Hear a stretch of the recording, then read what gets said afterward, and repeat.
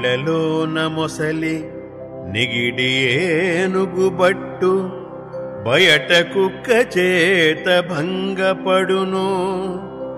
స్థాన బలముగాని తన బలిమి కాదయా విశ్వదాభిరామ వినురవేమా.